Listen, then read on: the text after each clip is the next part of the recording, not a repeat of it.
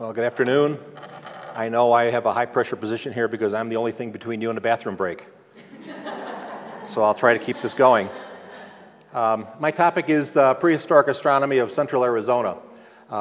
There's only 4 certified archaeoastronomers in the state of Arizona. Brian Bates up here in the Flagstaff area, and he covers all of northern Arizona. Todd Bostwick with ASU and the Pueblo Grande Museum does the Phoenix Basin. John Fountain does with the University of Arizona, does the Tucson Basin. And my area is central Arizona, basically stretching from the Verde Valley to the New Mexico border. And I've been looking at sites all the way to the New Mexico border and basically looking for patterns between Sinagua and Mogollon astronomical practices. So basically, archaeoastronomy, which used to be called cultural astronomy, in England they call it astroarchaeology, but it's basically the study of prehistoric civilizations, the use of the sky, the purposes they used it for, such as calendars, agriculture, rituals, ceremonies, mythology. And it draws from a variety of disciplines, astronomy, archaeology, ethnology, used to identify and interpret these ancient inscriptions. The southwestern techniques generally are sighting, where they would look along the horizon and see where the sun would rise each day or set each day. And that's used very extensively here in the central Verde Valley area. Imaging is another area where they would use rock art and shadow lines and such effects to determine things. The third method is architectural, where they would use buildings and alignments. I have yet to find any in the Verde Valley or going all the way to the New Mexico border, but we keep looking. I'm going to start with a very quick little overview of some of the sites. I'm up to about 12 sites now that are either completed or are in process. The rule that I have, given to me by Peter Pillis, is that when I find a site, I record it for an entire year, every month for a whole year, so that I can show that the effect that I observe is only happening at the specific times that is significant. And if I don't find it in the first year of sunrises, I go and look for a whole year at sunsets to see what's going on. And then if possible, I do the same site for a whole second year to validate the first year's observations. So the most simplest is sighting sites. And those are, to me, the most exciting. I try to find places where there is no rock art, there are no structures, but where would a sun watcher at a particular village or Pueblo site, where would he have sat and watched the horizon and made his recordings every day? And if I can find one of those sites, to me that's actually more exciting than any of the others. The Honaki site was kind of frustrating because the rock art there did not appear and does not appear to produce any kind of effects. There's one in particular I have to go back and look at, but absent a very obvious one, I figured there had to be a sun watcher at the Honaki site to be able to decide when to plant and do ceremonies. And from the Honaki site, you cannot see sunrise. But if you follow Lloyd Butte around until you get around the outer edge, you finally get to see the horizon, the eastern horizon up here.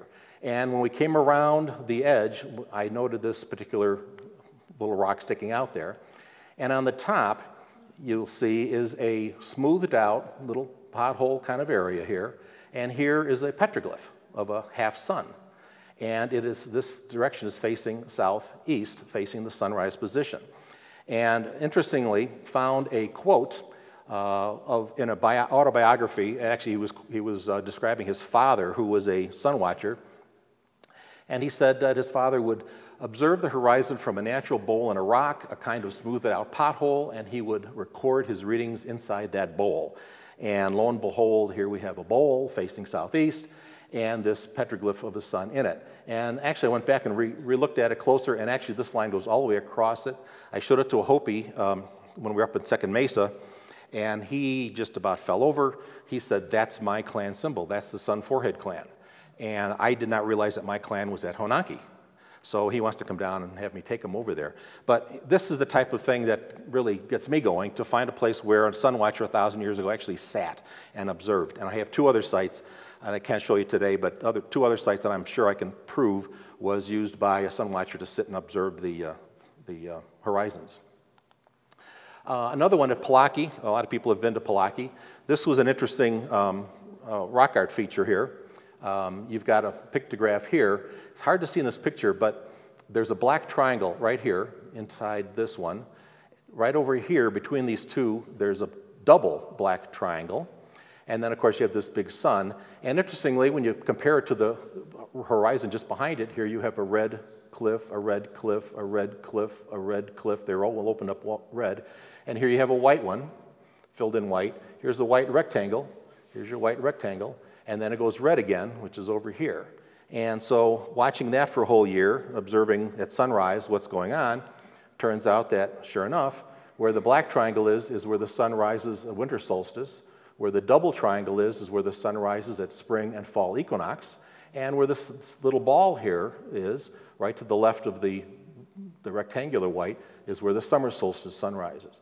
So what we have here at Palaki in the grotto area is a pictograph that is basically a reminder for himself or for future sun watchers what to watch for on that horizon. So here's another sun watcher shot that somebody sat there for who knows how many hundreds of years and observed the sun and told everybody what was going on.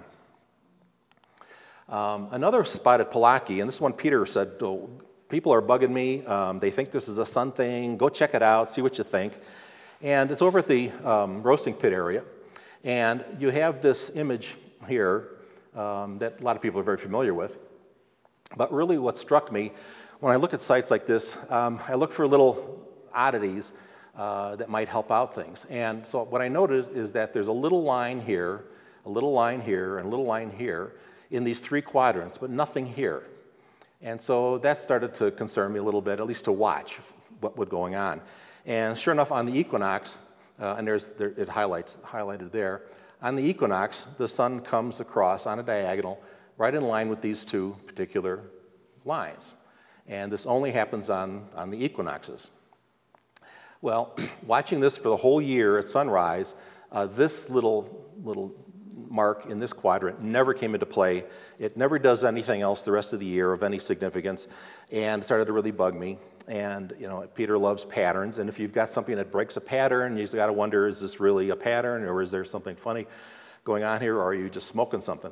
So since sunrises didn't produce anything, I started to go out at sunsets for a whole year, and sure enough, eventually found that at sunset, 30 days before spring equinox and 30 days after fall equinox, what you get is this little guy is now in play.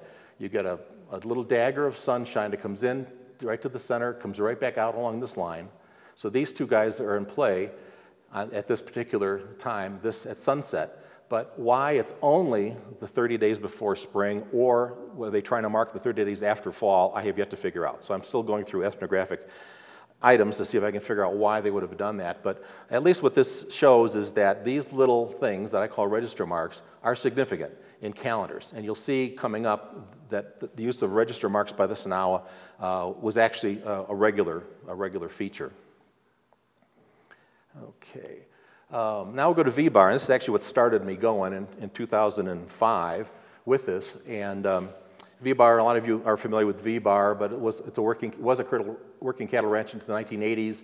Forest Service acquired it in '94 in a land trade with the University of Arizona, and they studied it extensively in '94-5 and opened to the public in '96. And the particular panel, which I call a solar panel, is this one particular one, and it has these series of concentric circles across the wall here. It has this oddity little stair-steppy thing here. It's got a couple snakes that turned out to be part of the calendar, and it's got this really weird little thing that looks like two little sickles, and we'll get into that. But in looking at that, the first thing what started this whole journey, if you will, was the equinox. And on the equinox, what I observed was that you have this shaft of sunlight, and if you're not there exactly on the equinox, it won't happen because the sun is moving fairly quickly at this time of the year. But these two are in perfect alignment on that day, and the width of it is perfectly aligned with this one over here. You'll only get this pattern on the first day of spring and the first day of fall. This last year, and this is a good example, and thankfully I explained it before we started, but we had about 100 people at V-bar for the equinox, the fall equinox, and the astronomers said that the equinox is on September 23. Well, I took this picture on September 21st several years ago, And what I'm finding with the equinox is the equinox, basically they were looking at the horizon, trying to determine when the sun was at the farthest to the north for the summer, farthest to the south for winter, and somewhere in the middle on the horizon for the equinox. Well, as you can imagine, if you're looking at a mountain range, where is the center? And what I'm finding is they're often off, astronomically calculating, speaking, by 1 or 2 days. Sometimes they're right on the button, but other times they're a day early or a day late from when the sun is actually perfectly aligned with the equator, which they obviously would not have known. So when you study or looking for equinox, you generally have to go a couple days before the astronomically determined day and just go every single day until you figure out what day did they think the equinox was. And it'll be close, but it won't always be exactly. Turns out that this particular pattern was perfect on September 21st this year, and on September 23, it was off because the sun was already going south, and it was actually just a little bit into this guy. It was not touching him. It was into him already. So a day and a half after this, on the 21st, on the 23rd, when the astronomers said the equinox was, it wasn't, as far as the Sinagua was concerned. So it was a good little lesson for the 100 people that were sitting there as to what you have to do. I'm going to skip some of the dates, but on May 21st, well, we noticed, you see a number of alignments here. This shadow line is perfectly framed by these two edges. This one is down the center, and it's at the head of the snake, which is kind of strange. And the width here is exactly the width of that particular snake. Okay. This snake here, and I say snake loosely because it really isn't, but it's a time marker. This one is to mark it so that they get the exact right day. This one has a dot here, or a little cupule. It has a little cupule over here and a little cupule over here there, so it's clearly not a snake. A Hopi that was at the site said, oh, this is a time marker. So I'm going back and re-looking at 4 years of photographs to see if I can figure out exactly what significance this particular thing has. And then there's this, which we'll talk about in a second. But why May 21st was significant is when you look up close, what you find is that right in the middle of the sun shaft is a shaft of corn. And this is the same symbol that is up at Picture Rock that Hopi have always interpreted as a corn plant. And so there's actually 3 corn plants on this wall that actually get touched at the time of an early corn planting, a full corn planting, and a late corn planting. So in addition to the seasonal, we also have a corn planting calendar here as well. Summer solstice, and I show this just to show the whole effect of it. The 2 boulders up here are what's producing the effects. We have some, this one we're pretty sure is naturally there, except there's a little piece that's cut out here that's producing the second shaft of light that produces an interesting effect in July. The top rock here, we have a couple questions about. The geologist that's looked at it thinks that it has been manipulated in some way. We would need to get up close to look at it. But one of the most significant things is we had an Archaeo-Astronomy conference in Camp Verde in 2009, I'm sorry. And as a field trip, 45 of them came out to the V-Bar. And these were people from England to LA to all over the place, all astronomers, physicists, engineers that came out to look at it. And we were only there, well, we were there on the 14th, so we were about a week before the summer solstice, but they got to see exactly what was happening here. And after they saw the effect, they said, oop, yep, I can see exactly what's going to happen in a week. I said, keep watching this shaft here. And so they kept watching it, and I didn't hear them say anything. And about 5 minutes, 10 minutes, 15 minutes, 20 minutes go by, and all of a sudden, like in unison, they all go, wait a minute, that shadow hasn't changed. It hasn't moved. It hasn't changed shape. It stayed exactly the same for the past 20 minutes. And I said, keep watching it. It stayed in the exact same spot for an hour. And that can't happen because the sun is moving. And so what we all concluded was that when you're up there close, this rock is curved. And the only way that this could not change shape or position for an hour is if at the time of the summer solstice, the curve of that rock matches the arc of the sun for that 1 hour period. And there's only one other site in Southwest, in Colorado, where they've proven that they worked the edge of a stone so that the shadow effect would remain for an extended period of time. Because the sun is constantly moving, these shadow lines are constantly shifting and changing shape. So another thing we really need to figure out is, did they actually work that edge? So another little mystery here. So summer solstice, we have a whole bunch of things going on. This shaft again is framed by these two. You can see the snake position has changed. Now the head of this snake is at the outer edge here, and it's basically 3 lengths here, and it ends almost here, but not quite. So I'm still very confused about this guy. But the significant thing was that this is the farthest the sun will move, and it is perfectly parallel to these 2 arched figures. And when you get up close to these 2 arched figures, they each have 2 little feet. And you've got a little asterisk here that often represents the sun. So what you really have here are 2 bent over dancing figures dancing to the sun at the time of the summer solstice. And Hopi do have a ceremony called the home dance. It's done shortly after the summer solstice. Then at winter solstice, and I'm jumping over to a couple other significant items because of time, we have what I'm calling the sun pinnacle here. And there's this gap here. And as we were watching and waiting for the winter solstice, we noticed that as the sun is passing across here, making its transit from east to west, it's getting lower and lower in the sky. And around December 1st, we noticed that it's passing right at the very top of this thing.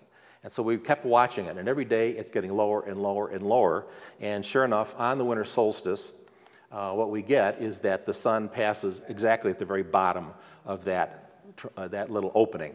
And there's quite a bit of rubble down here. And so the big question is, did they put rubble in here to mark the very bottom position of where the sun passes the winter solstice? The little bit that you can see here is that's open. There is a lot of rubble on the ground below, so possibly some of it has fallen down.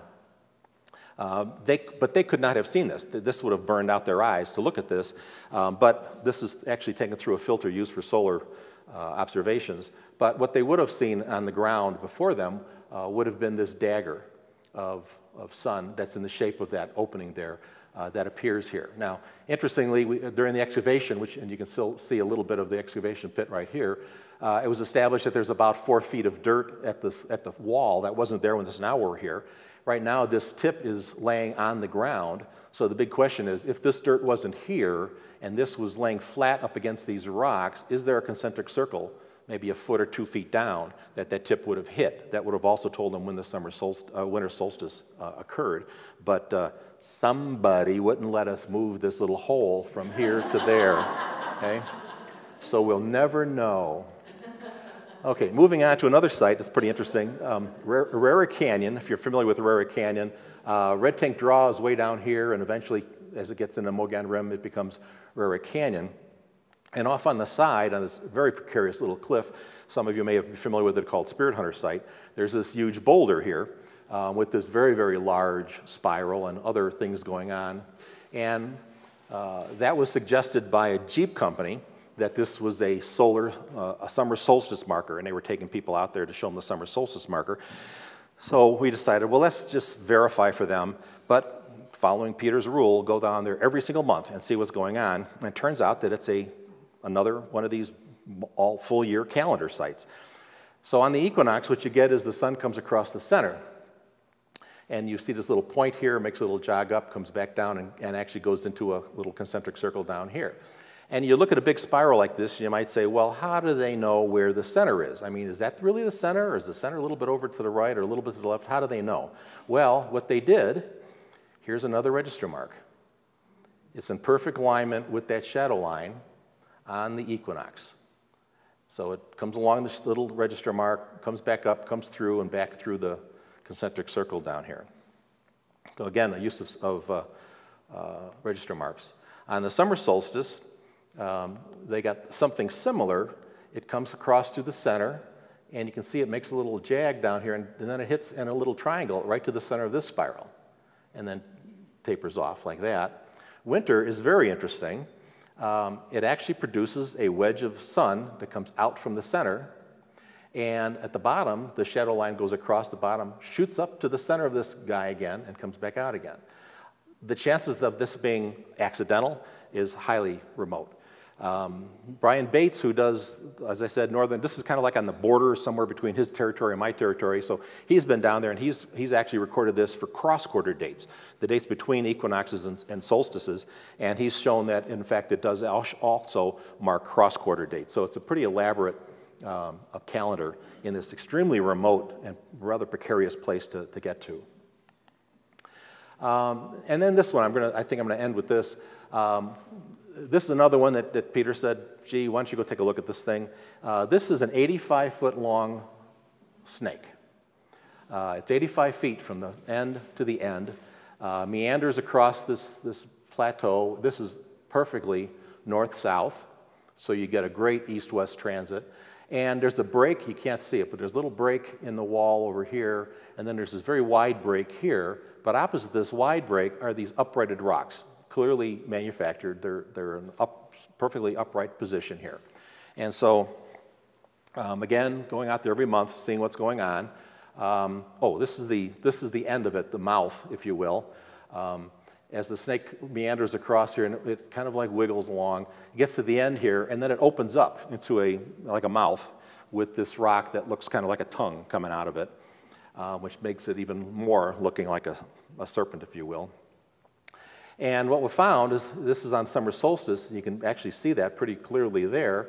At sunrise, the sun comes through the opening here, and it goes right across here and the sun lights up this boulder. And then there's another shaft of light at the opposite end of the snake, comes through here and hits at this boulder. Only happens at the summer solstice, these two shafts of light. And then at equinox, what's interesting is the sun is rising exactly behind these rocks. And so what you get is this dagger of shadow that goes through the opening there. Again, only happens on the equinox. And then when you get to winter, winter sunrise didn't do anything, but at sunset, and this is another pattern I'm seeing, at some sites they used the sun rises through spring equinox and summer solstice, and then you would use sunsets for fall equinox and winter solstice at some locations. And so what you get at sunrise is and again, you can't really see it because of the angle here, but there's a little opening here, and the sun sets right through here, throws a line and lights up this little boulder here. And there actually is another one that comes through here, but it doesn't really do anything here. So this is at sunset on the winter solstice. So we have quite a variety of methods that are used by the Sinagua, and I'm looking for patterns with the Mogollon. But I really like this particular quote from Margaret Mead, and I think it sums up Archaeo-Astronomy. Anthropology demands an open-mindedness with which one must look and listen, record in astonishment, and wonder that which one would not have been able to guess. And that's, to me, is the creed of an archaeoastronomer. You really have to look at these sites and really open your mind and really watch for things and just observe. So thank you very much.